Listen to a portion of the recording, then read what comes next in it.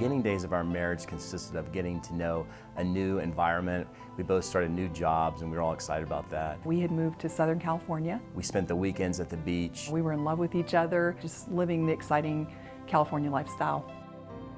2 years into the marriage, things began to fade for me. One Sunday afternoon, I was getting ready to go play golf with a friend of mine, and I walked upstairs just to really say goodbye, and she was laying on her bed crying. And I said, "Cheryl, what's wrong?" And she said, "I'm not sure I love you. I'm not sure I ever loved you." I didn't understand what the missing link was, but I knew that I was unfulfilled. And I'm like, "What are you talking about?" I started to create the idea that I was in a bad marriage. You know, to me, we had a perfect marriage. A lack of intimacy, closeness. We didn't really know each other's hearts. You know, our jobs were going great. We had a lovely life together. So I was just really, obviously, asleep at the wheel.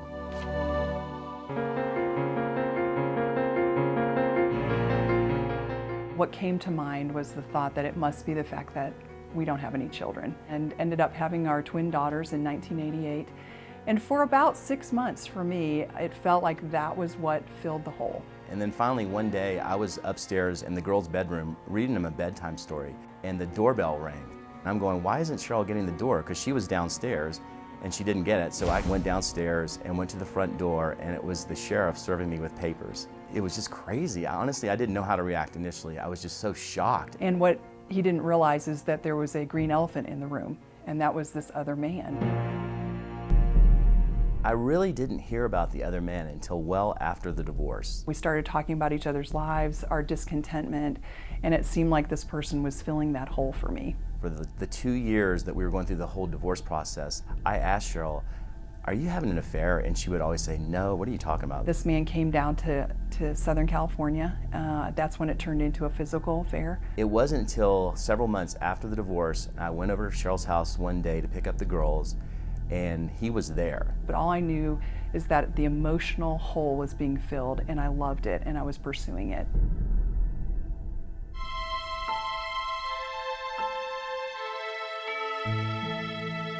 Three months after we divorced, I had a spiritual awakening. And what that did for me was helped me to see how selfish I had been. I then saw the dissolution in the other relationship. I realized that I wasn't in love with this person at all. 6 months after the divorce was final, Cheryl called me and said, "Look, I've written you a letter, and I'd like to come over to your house and sit down and read it to you." And to apologize for all the hurt I had caused him. And my first response was, "You're out of your mind. If you want to come over and talk to me about the girls, that's fine. But other than that, I don't want to have anything to do with you."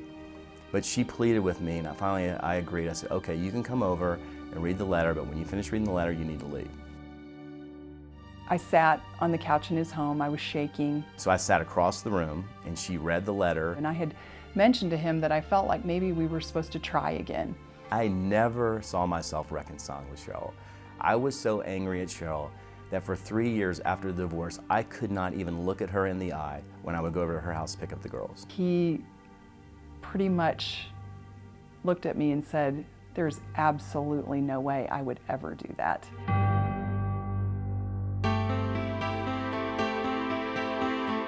At about 5 years, I started warming up to the idea. So we started seeing each other, and the way that looked, it played out in like family dates. I had been pursuing Jeff to just come over for dinner. I had some fears that I hadn't overcome yet.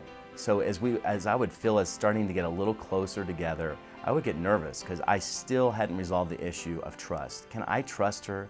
Would I get involved with this lady that split up my family? I just saw the vision of our family being back together and what that could look like. Gradually, our dates became more personal, and then I did realize that I was starting to fall in love with my ex-wife.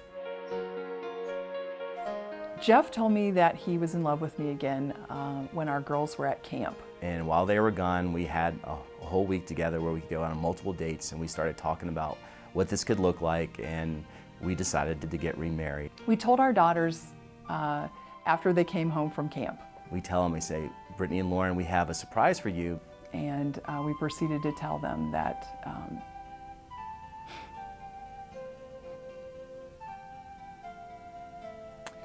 that we were going to get remarried.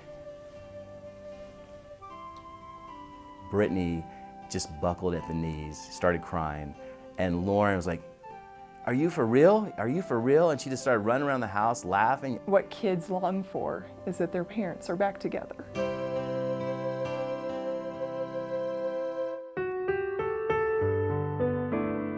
After 7 years of divorce, on October 3rd, 1999, we were remarried at the chapel in Beaver Creek, Colorado. It was just the four of us. It was a glorious day.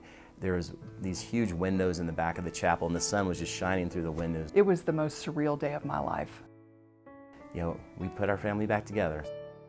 If I had to go to counseling, I had to figure out what was it that I did that caused our marriage to fail. When things are going best in our marriage is when I'm looking at how can I be a better husband. We figured out that we were extremely selfish people. I certainly wasn't concerned about her feelings. For me, of course, it's romance and wining and dining and talking and cups of coffee. I basically wasn't there on an intimate level.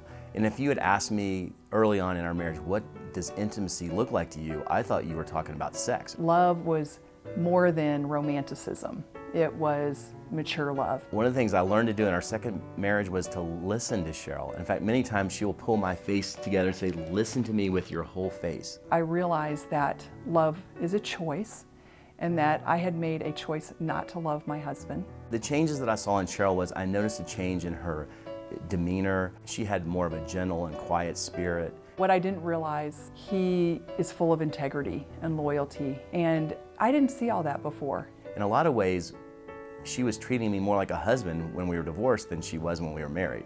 It was 18 years ago that all this happened. I still ask Jeff every once in a while, "How did you ever forgive me after all the hurt that I caused?" It makes me just love him more.